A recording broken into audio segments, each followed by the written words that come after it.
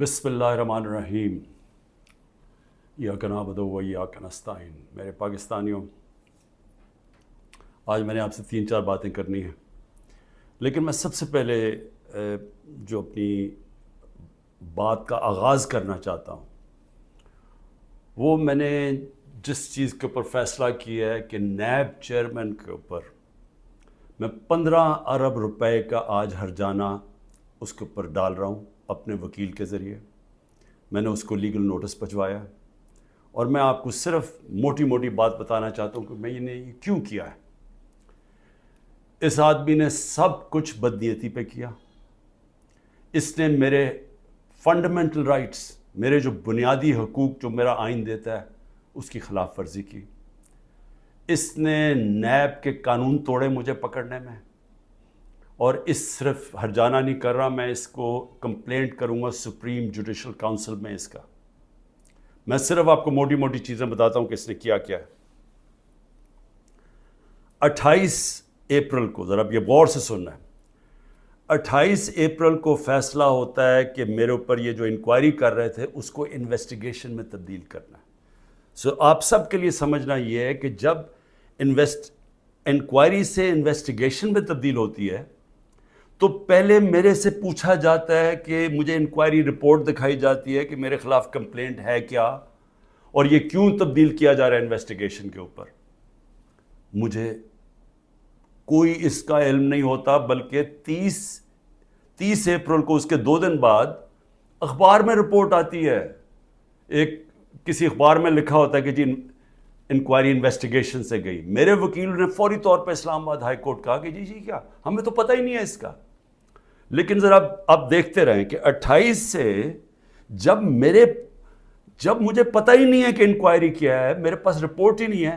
Inquiry کی report میرے پاس پہلی دفعہ آتی ہے جب یہ مجھے جیل میں ڈالتے ہیں۔ یہ نیب کے قانون کی خلاف ورزی ہے۔ اب بدنیتی دیکھیں کہ 28 کو وہ انویسٹیگیشن کرتے ہیں، 1 مئی کو میرا وارنٹ نکل جاتا ہے، 3 دن کے بعد میرا وارنٹ نکل جاتا ہے، اور وارنٹ بھی اس دن نکلتا ہے جس دن پبلک ہالیڈے ہوتا ہے، 1 میں پبلک ہالیڈے ہوتا ہے۔ 8 دن پتہ نہیں چلتا کہ میرا وارنٹ ہے، چھپا لیتے ہیں وارنٹ کو، اور پھر اس کو مجھے عدالت میں جب بیٹھا ہوتا ہوں، اسلام آباد کی عدالت میں جب بیٹھا ہوتا ہوں، تو تب پتہ چلتا ہے کہ میرے اوپر اٹیک ہوتا ہے رینجرز کا۔ پولیس کیوں نہیں؟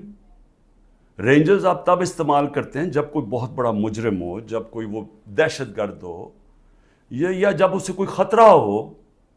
میں تو جب اسلام آباد 9 تاریخ کی صبح کو نکلا تھا، میں نے ویڈیو ریکارڈ کی تھی کہ اگر آپ نے مجھے پکڑنا ہے تو آپ مجھے وارنٹ دکھائیں اور مجھے پکڑ لیں۔ وہ کوئی ڈرامے نہ کریں جو میرے گھر پہ باہر آ کے انہوں نے کیا۔ اس کے باوجود رینجر سے مجھے پکڑا، توڑ پھوڑ کی گئی، میرے سر پہ ڈنڈا لگا، لوگوں کو مارا، خون نکلا لوگوں کے۔ سٹاف جو تھا اس کو انہوں نے مارا، جو وہاں بیچارہ رجسٹری آفس کا سٹاف تھا۔ اور پھر جس طرح مجھے وہ لے کے گئے، ساری دنیا میں وہ تصویریں گئیں کہ جس طرح کوئی مجرم کو، دہشت گرد کو پکڑ کے لے کے جا رہے ہیں۔ یہ سارا نیب چیئرمین کے آرڈرز کے اوپر ہوا۔ اب یہ دیکھیں، سیکشن 24 جب آپ اریسٹ وارنٹ کرتے ہیں نیب میں، تو یہ 4 چیزیں ہونی چاہیے آپ کو اریسٹ کرنے سے پہلے، کہ یہ 4 وجوہات ہونی چاہیے جس کی وجہ سے وہ آپ کو اریسٹ کرتے ہیں۔ نمبر 1 کہ بار بار مجھے نوٹسز گئے اور میں اس کا جواب نہ دوں۔ مجھے نوٹس ہی نہیں کسی نے بھیجا تو میں جواب کیا دیتا؟ تو پہلا غلط۔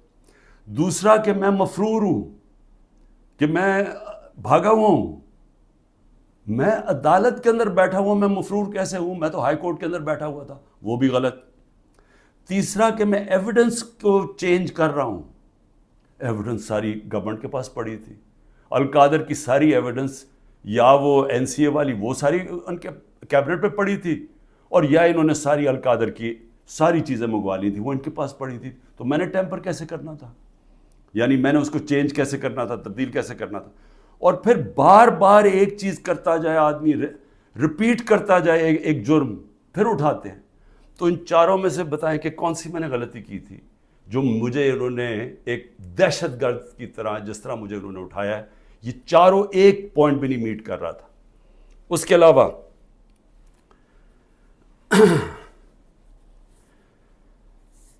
جس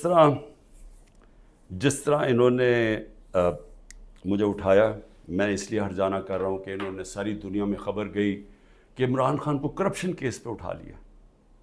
اب یہ یاد رکھیں کہ شوکت خانم کے لیے اور نمل یونیورسٹی کے لیے میرے نام پہ، میری کریڈیبلٹی پہ 10 ارب روپیہ ہر سال اکٹھا ہوتا ہے، اور اس کے علاوہ جو کراچی کا ہسپتال بن رہا ہے وہ 30 ارب کا ہے، یہ تیسرا ہسپتال ہے، اور پھر نمل یونیورسٹی کی ایکسپینشن ہو رہی ہے، اس کے لیے پیسہ اکٹھا کر رہا ہوں۔ تو ایک آدمی کی جب ساری دنیا میں آپ نے اس طرح غیر قانونی طور پہ کیا تو ساری دنیا میں پیغام کیا گیا کہ عمران خان کسی کرپشن میں ملوث ہے، اور اس کی وجہ سے متاثر ہو سکتی ہیں یہ اربوں روپے کے جو میں ہر سال پیسے اکٹھے کرتا ہوں۔ اس لیے میں نے اس کے اوپر ہرجانہ کیا، اور اسی لیے میں صرف یہاں نہیں، میں سپریم جوڈیشل کاؤنسل میں اس کی کمپلینٹ کروں گا۔ یہ بدنیتی کے اوپر ہوا، یہ چھپا کے انہوں نے کیا، یہ پہلے سے پلان تھا، یہ انہوں نے مجھے ذلیل کرنے کے لیے کیا ساری دنیا کے سامنے۔ آرام سے بھی اٹھا لیتے، پولیس آ کے مجھے پکڑ کے لے جاتی، وارنٹ دکھاتی، میرے پاس کون سی وہاں کوئی فوج تھی یا لوگ تھے۔ تو آخر میں اس چیز کے اوپر میں صرف یہ کہنا چاہتا ہوں کہ یہاں سے پری پلان بنا ہوا ہے کہ کسی نہ کسی طرح عمران خان کو پکڑ کے تو جیل میں ڈالو، تو راستے سے ہٹا دو۔ یہ پوری تیاری ہے، 150 کیسز ہیں، اور اب یہ حالات ہیں کہ اتنا پریشر ڈالا ہوا ہے انہوں نے کہ میرے وکیل گھبرانا شروع ہو گئے ہیں۔ پہلے تو انہوں نے سارے کارکن پکڑ لیے ہمارے، اور میں خاص طور پہ وہ 10,000 کارکنوں کے اوپر آج بھی میں اپیل کرتا ہوں، ساری ہیومن رائٹس آرگنائزیشن کو میں اپیل کرتا ہوں کہ اتنا بڑا ظلم ہے کہ ان کو جیلوں میں بند کیا ہوا ہے، ان کو دہشت گردی کے اوپر رکھا ہوا ہے، اس کے لیے ایک شناخت پریڈ ہوتی ہے، اس کے لیے لازمی ہوتا ہے کہ آپ ان کو پروڈیوس کریں۔ وہ کہتے ہیں جی ہمارے پاس عملہ ہی نہیں ہے، وہ شناخت پریڈ ہوتی ہے، اس کے اوپر لے کے ہی نہیں آتی پولیس۔ ججز آرڈر کرتے ہیں وہ لے کے نہیں آتے، ججز کے آرڈرز وائلیٹ کرتے ہیں، اور پھر کئیوں کو اٹھایا ہوا ان کو پریزنٹ ہی نہیں کر رہے کیونکہ اوپر کیس ہی نہیں لگا رہے تاکہ ان کو عدالت بھی نہ لے جانا پڑے۔ لوگوں کو بند کیا ہوا ہے چھوٹے کمروں میں، گندے حالات ہیں اس کے اندر، کئیوں کے اوپر تشدد کیا جا رہا ہے۔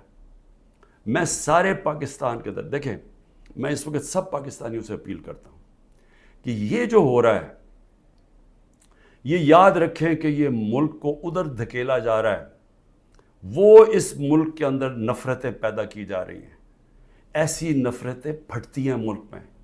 جب تک ایک پولیٹیکل پارٹی منظم رہتی ہے، ہم کوئی کسی قسم کا ہم نے آج تک 27 سال میں انتشار نہیں کیا۔ 9 مئی کو میں پھر سے ریپیٹ کرتا ہوں کہ سب کنڈیم کرتے ہیں، سارے، کوئی پاکستانی نہیں ہے جو وہ سمجھتا ہے کہ جو جلانا کیا، جو آرسن کی گئی، جو بلڈنگ جلائی گئی، یہ خاص طور پہ یہ جو کور کمانڈر کا گھر، سب اس کی مذمت کرتے ہیں۔ لیکن کیا کوئی تحقیقات انڈیپینڈنٹ نہیں ہونی چاہیے؟ اور کیا کوئی یہ نہیں کوئی آج تک کسی سے پوچھا کہ جو 25 لوگوں کو ڈائریکٹ گولیاں ماری گئی تھیں، نہتے لوگوں کو، کیا ان کو کوئی والی وارث نہیں ہے؟ کوئی پوچھے گا نہیں کہ انہوں نے کیا غلطی کی تھی؟ سب نہتے تھے، سب جو مارے گئے ہیں۔ یہ حالات ہیں آپ کے، اتنا خوف پیدا کر دیا ہے کہ وہ لوگ سامنے ہی نہیں آ رہے۔ ہم لوگوں کو جب کہتے ہیں کہ ہم نے آپ کو کمپنسیٹ کریں گے، ان کی فیملیز کو، کوئی غریب لوگ تھے، ایک بیچارہ سارا گھر سنبھالتا تھا، اس کو گولی مار دی، وہ اتنے ڈرے ہوئے ہیں ان کے گھر والے لوگ کہ وہ سامنے ہی نہیں آ رہے۔ اب ایسی فضا پیدا کی ہوئی ہے، چھپے ہوئے ہیں لوگ، کہتے ہیں جی ہم نے سامنے نہیں آنا۔ اور کارکنوں کا یہ حال ہے کہ ہمیں پتہ ہی نہیں پوری طرح چل رہا کہ کتنے کارکن اندر ہیں، کتنے جیلوں میں، کیونکہ وہ چھپے ہوئے ہیں۔ ہمیں یہی نہیں پتہ چل رہا کہ اصل میں کتنے لوگوں کو اس دن گولیاں لگی تھیں، کیونکہ ہمارے کارکن باہر ہوں گے تو بتائیں گے کیا، باقی یا چھپے ہوئے ہیں یا وہ جیل میں ہیں، اور جیل میں برے حالات کے اندر رکھا گیا۔ تو میں اس لیے نون لیگ کو بھی آج ایک بات کہنا چاہتا ہوں، اور پیپلز پارٹی کا بھی اور پی ڈی ایم کی پارٹیز کا بھی. دیکھیں یہ جو ہو رہا ہے نا, یہ یاد رکھیں کہ میں اس ملک کی اسٹیبلشمنٹ کو 27 سال سے میرا واسطہ پڑا ہے. آپ کو پتہ بھی نہیں چلے گا جب یہ بند کمرے میں پلان اے سے پلان بی پہ جائیں گے, آپ کو پتہ بھی نہیں چلے گا. تو جو آج آپ چپ کر کے یہ دیکھ رہے ہیں, یہ ظلم جو ہو رہا ہے, یہ آپ یہ سمجھ جائیں کہ یہ جب چینج ہوگا, کیونکہ چینج ہونا ہے, کیونکہ گورنمنٹ تو فیل ہو گئی ہے, اکانومی گر گئی ہے. آج جو ڈالر جس مارکیٹ کے اندر اوپن مارکیٹ میں 314 روپے کا ڈالر نہیں مل رہا, کیوں نہیں مل رہا؟ کیونکہ کسی کو سب کو اعتماد ہی اٹھ گیا اکانومی سے. تو اگر یہ حالات ہیں اور پہلے ہمارے پر سے یہ سب شور مچا رہے تھے 24%, ہماری 12% انفلیشن تھی. مہنگائی ہمارے زمانے میں 12.4% تھی. مہنگائی مارچ ہو گئی تھی. سارے ٹی وی شوز کے اوپر لوگوں کے پاس جاتے تھے, جی بتائیں کتنی مہنگائی ہے. آج کے فگرز مہنگائی کے 38% مہنگائی ہے, 3 گنا سے زیادہ ہے. اور آج جو حالات ہیں لوگوں کے, نہ مہنگائی کنٹرول ہو رہی ہے, فیکٹریاں بند ہو رہی ہیں, بے روزگاری بڑھ رہی ہے. آگے انٹرنیشنل میڈیا کے لوگ, جو فائنانس کے لوگ ہیں, وہ سمجھ رہے ہیں کہ ڈیفالٹ کرنے جا رہا ہے پاکستان. ان حالات کے اندر یہ اگر آپ سمجھتے ہیں پی ڈی ایم والوں کہ آپ بڑی دیر بیٹھے رہیں گے یہاں, میں آپ کو یقین دلاتا ہوں کہ جب پلان بی بنے گا, ہو سکتا ہے آپ ادھر پھنس جائیں. جو آج ہمارے سے ہو رہا ہے ہو سکتا ہے آپ سے بھی یہ ہو. اور یہ مجھے یہ کہنا کہ جی ہمارے زمانے میں یہ ہوا تھا, اس سے بڑا جھوٹ کوئی بول نہیں سکتا. مجھے یہ بتائیں کہ ہمارے زمانے میں کب یہ ہوا تھا؟ کتنے لوگوں کو تشدد کیا گیا جیل میں, کتنے گھر توڑ کے اندر گھس کے عورتوں کے سامنے اٹھا کے لے گئے, اگر وہ آدمی نہیں ملا تو ان کے رشتہ دار اٹھا کے لے گئے. کتنے گھروں میں ایسے ہوا تھا؟ مجھے یہ آج تک بتائیں کہ ہم نے کتنے دہشت گردی کے کیسز کیے تھے. مریم نواز نے جا کے جب پتھراؤ کروایا تھا نیب کے اوپر, کتنے دہشت گردی کے کیسز ہوئے تھے. کس کے اوپر اس طرح کے 150 کیسز کیے گئے جو میرے پہ 4 کیسز میرے اوپر کیے گئے ہیں, کرمنل کیسز, جب میں نظر بند تھا 4 دن وہاں نیب جیل میں. تو جس طرح کی یہ آپ حرکتیں کر رہے ہیں اور یہ ہونے دے رہے ہیں حرکتیں, اور یہ کہہ کہ جی ہمارے زمانے میں یہ ہوتا تھا, یہ سمجھ جائیں کہ یہ بڑی جلدی چینج ہو سکتا ہے. یہ ابھی آپ بڑے خوش ہیں کہ جی تحریک انصاف, اس لیے نہیں کہ ہم نے آپ سے کوئی ظلم کیا تھا. میں پھر سے ریپیٹ کرتا ہوں, 95% کرپشن کے کیسز اب پہلے آپ کے زمانے میں بنے ہوئے تھے. اسحاق ڈار آپ کے زمانے میں بھاگا, نواز شریف کے بیٹے آپ کے زمانے میں بھاگے. یہ جو کیسز بنائے ہوئے تھے یہ سارے آپ کے زمانے میں ہوئے ہیں. صرف پھر سے شہباز شریف کے جو 16 ارب کا ایف آئی کا کیس تھا اور جو نیب کا کیس تھا, وہ ہمارے زمانے میں بنا 8 ارب کا. اور وہ میں آج بھی کہتا ہوں کہ اس سے کلیئر کٹ کیس ہے ہی کوئی نہیں. زمین کے قبضے جو چھڑوائے تھے وہ سارا لینڈ ریکارڈز کے دیکھ کے چھڑوائے تھے. ایک مجھے ادارہ, نہ پولیس آفیسر, کوئی آئی جی, کوئی مجھے آج ایف آئی اے کا آدمی مجھے ایک کہہ دے کہ میں نے کسی کے اوپر کہا کہ انتقامی کارروائی کرو, ایک مجھے بتا دے. کوئی مجھے بتائے جتنی ہم نے بھرتیاں کی ہیں وہ ساری میرٹ کے اوپر کی تھی. کتنے عمران خان کے رشتہ داروں کو امپورٹنٹ جگہوں پہ بیٹھے تھے. اور پھر میڈیا, ذرا میں میڈیا کے اوپر آ جاؤں, کیونکہ میڈیا میں ہمیں بڑی مار پڑی تھی سارا وقت. وہ گورنمنٹ, جس گورنمنٹ نے اس ملک کے اندر کرونا, دنیا مانتی تھی کہ کرونا کا سب سے زیادہ ڈیل اس کے ساتھ اس کو سنبھالا, دنیا مانتی تھی. ہندوستان میں حالات دیکھ لیتے, ارد گرد ایران میں حالات دیکھتے جو ہمارے 2 نیبرز تھے, اور پاکستان میں حالات دیکھتے. اپنے ملک کو جس طرح ہم نے نکالا ہے اور بڑی رسک لے کے, تو میں آج یہ سوال پوچھتا ہوں کہ ہمارے طرف اخبار اٹھا کے دیکھ لیں, جو ہماری مٹی پلیت کی گئی ہے میڈیا میں. اور ایک کیس ڈال دیجیے رانا ثناء اللہ کے اوپر, وہ ڈرگز کا کیس تھا. رانا ثناء اللہ کا اے این ایف نے کیس کیا تھا, جن کے اوپر ایک میجر جنرل صاحب بیٹھے ہوئے تھے. اور ہم نے کیبنٹ میں جب رانا ثناء اللہ کا کیس آیا, کیبنٹ میں پریزنٹیشن مانگی اس سے کہ کہیں غلط کیس تو نہیں کر دیا. اور انہوں نے ایک فریم بائی فریم بتایا کہ یہ کیسے یہ رانا ثناء اللہ پکڑا گیا تھا منشیات میں نے تو کسی کو نہیں کہا، نہ میری کیبنٹ نے کسی کو کہا. تو اس لیے یہ کہنا کہ آپ کے زمانے میں بھی کچھ تھا، ہمارے زمانے میں کچھ نہیں تھا. اور میں آج آپ کو آگے بھی بتا دوں کہ الیکشن جب ہوں گے، یہ میری آج پیشن گوئی مان لیں، جو مرضی کر لیں آپ، جیتنا تحریک انصاف نے انشاءاللہ. تو جب ہم آئیں گے، میں آج آپ کو انشاءاللہ ہم جب آئیں گے، میں آپ کو ابھی بھی یہ کہتا ہوں، میرے سے جو کیا ہے میں تو ان کو معاف کر دوں گا. مجھے قتل کرنے کی جنہوں نے کوشش کی میں معاف کر دوں گا، کیونکہ میں جو امتی ہوں وہ نبی صلی اللہ علیہ وسلم کا ہوں، اور انہوں نے اپنی ذات کے اوپر ہمیشہ معاف کر دیتے تھے. تو میری ذات کے اوپر جو بھی چیز ہے میں معاف کر دوں گا. جو میرے گھر میں ہوا، میری بیوی اکیلی گھر میں، جس طرح گھر میرا توڑا گیا باہر سے، جس طرح اٹھا کے لے گئے، مارا لوگوں کو میرے گھر میں آ کے، میرے گھر کے اوپر جو حملے کیے گئے، جب میں تو معاف کر دوں گا. لیکن مجھے بتائیں کہ جن لوگوں کے اوپر اس وقت تشدد ہوا ہے اور ہو رہا ہے، وہ جب نکلیں گے، یا جو اعظم سواتی سے ہوا، یا جو شہباز گل سے ہوا، تو کیا وہ معاف کریں گے؟ کیا یہ جو عمران ریاض کو اٹھایا، یا جو ارشد شریف، یہ جس طرح اس کی کیا فیملی معاف کرے گی؟ کیا یہ جو ورکرز جب نکلیں گے جن کو جانوروں کی طرح رکھا گیا ہے، کیا ان کو پتہ ہے کون کون سے؟ اور پولیس والوں نے زیادہ تر اچھا برتاؤ، ان کی بری رپورٹس نہیں ہیں، نامعلوم افراد نے زیادہ ظلم کیا، لیکن کئی گلو بٹ جو انہوں نے شامل کیے، کیا ان کو معاف کر دیں گے؟ جنہوں نے 25 مئی کو کیا، ہم نے چپ کر کے بیٹھ گئے، ہم نے کسی کو سزا ہی نہیں دی جب 25 مئی کو انہوں نے ظلم کیا تھا. تو کیا اب ہم معاف کر دیں گے؟ یہ جو ورکر جب نکلیں گے وہ ڈیمانڈ نہیں کریں گے کہ جن سے ظلم کیا گیا؟ تو اتنے انتہا پہ جو آپ لے کے جا رہے ہیں، یہ یاد رکھیں کہ کہیں پلان بی بن گیا تو آپ اسی جگہ پہ پھنس جائیں گے. اور میری میڈیا سے میں پھر میڈیا سے پوچھتا ہوں کہ اب تو انہوں نے مکمل طور پہ عمران خان کا نام ہی اب نہیں لے سکتے اب ٹی وی چینلز پہ، یہ اب نئی چیز ہے. اگر عمران خان کا ٹی وی چینلز پہ نام نہیں لے سکتے تو اب میں سوچ رہا ہوں کہ ٹی وی چینلز پہ گفتگو کیا ہوگی شام کو. میں اور بھی سوچ رہا ہوں کہ اس کا مطلب مریم نواز کی تو اب تقریریں دکھائی نہیں سکیں گے، کیونکہ اس کی تقریر ہی ختم ہو جائے گی اگر اس میں عمران خان کا نام نہ ہوا. یعنی اس طرح سے کیا ملک میں کیا لوگ اتنے بیوقوف ہیں کہ اگر آپ یہ نہیں کریں گے تو اس سے وہ بھول جائیں گے لوگ P T I Imran Khan کو. میں پھر سے آپ سے کہتا ہوں کہ یہ جو لوگوں سے کیا جا رہا ہے، ہمارے لوگوں سے جو میرے سے کیا جا رہا ہے، میں اپنا اس لیے نہیں زیادہ بات کرتا کہ ٹھیک ہے میں تو تیار ہوں ہر چیز کے لیے.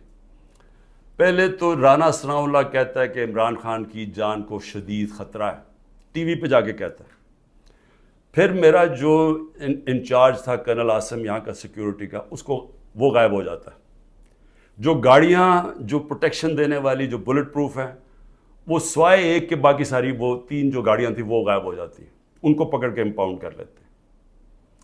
پھر ارد گرد اس وقت جو ہمارے قریب تھا اس کے پر وارنٹ نکال دیے. تو یہاں خالی پڑا ہوں، میں اکیلا بیٹھا ہوں، 2-3 ہمارے پاس لوگ رہ گئے. اور پھر آتے ہوئے اب لوگ ڈرتے ہیں کیونکہ اگر کوئی یہاں آئے گا تو ان کو ڈر ہے کہ باہر کوئی انفارمنٹس پکڑے جائیں گے، تو وہ بھی آئسولیٹڈ ہوں، وکیل صرف آ سکتے ہیں. لیکن میرا سوال یہ ہے کہ کیا اس سے میں پیچھے ہٹ جاؤں گا؟ اور پھر جو حربے استعمال کیے گئے، مجھے بڑا افسوس ہوا کہ رات میری بھانجی کا خامد، جس کا کوئی تحریک انصاف سے تعلق نہیں ہے، اس کا جو باپ اور فیملی وہ ساری نون لیگ میں ہے، اس کو کل رات اٹھا کے لے گئے. تو ایک بہن کے گھر میں چھاپے مارے ہیں انہوں نے گھر جا کے. تو یہ جو ساری حرکتیں ہیں، کیا اس سے عمران خان پیچھے ہٹ جائے گا؟ اور پھر میں نے ایک کمیٹی بنائی جس میں پرویز خٹک اور اسد کیسر تھے. ان کو دعوت ملی جی کہ ہاں اسٹیبلشمنٹ سے کیا ہے ہمارے سے بات چیت کریں. وہ ادھر جاتے ہیں، ادھر ان کو سیف ہاؤس میں بٹھا لیتے ہیں. وہ ابھی بھی جب تک مجھے خبر آ رہی ہے ابھی وہ سیف ہاؤس میں بیٹھے ہوئے ہیں. انہیں کہہ رہے ہیں کہ تب آپ کو ہم چھوڑیں گے جب آپ یہ کہیں گے کہ ہم تحریک انصاف سے ہم اس کو چھوڑیں، تحریک انصاف اور عمران خان کو. تو اصل میں یہ جب آپ یہ حرکت یہ جو کر رہے ہیں، کیا آپ کو سمجھ ہے کہ آپ لوگوں سے کیا پوچھ رہے ہیں جب آپ کہتے ہیں کہ آپ تحریک انصاف سے علیحدہ ہو رہے ہیں؟ کیا اندازہ ہے کہ یہ کہہ کیا رہے ہیں آپ یہ کہہ رہے ہیں کہ آپ پالیٹکس چھوڑ دیں، کیونکہ جس وقت جو اس وقت تحریک انصاف کو چھوڑے گا، یہ میں آج آپ کو رائٹنگ میں دے رہا ہوں کہ اس کو لوگوں نے ووٹ نہیں ڈالنی، تو جو ہمارے سارے لوگ اتنی مشکلوں کے باوجود ہمارے ساتھ کھڑے ہیں، نظریاتی طور پہ بھی کھڑے ہیں، وہ جو ظلم ہو رہا ہے اس کے اوپر بھی وہ لوگ کھڑے ہو گئے کہ نہیں ہم نہیں جاتے، لیکن ان سب کو یہ بھی پتہ ہے کہ جو چھوڑے گا اس کی اس وقت پالیٹکس ختم ہو جائے گی۔ تو یہ جو ان دونوں کو، ہمارے سینئر لوگوں کو، میں نے تو اس لیے کہا تھا کہ بات چیت شروع کریں گے، وہ بات چیت کرنے گئے ان کو ہی بٹھا لیا، تو اس کا مطلب کہ بات چیت نہیں کرنا چاہتے۔ اس کا مطلب یہ کہ یہاں فیصلہ ہوا ہے بند کمروں میں کہ پارٹی کو ختم کرنا ہے، عمران خان کو اکیلا کر دینا۔ عمران خان اکیلا ہو چکا ہے، عمران خان کے تو ارد گرد اب کوئی بھی نہیں ہے، نہ میں کسی کو ٹیلی فون کر سکتا ہوں، نہ میں کسی سے بات کر سکتا ہوں، کہ سب چھپے ہوئے ہیں، یا جو میری سینئر لیڈرشپ ہے ان سے مشاورت نہیں کرتے، وہ سارے جیل میں ہیں، یا انہوں نے کہا کہ ہم جی پیچھے ہٹ رہے ہیں، ہم پالیٹکس سے پیچھے ہٹے۔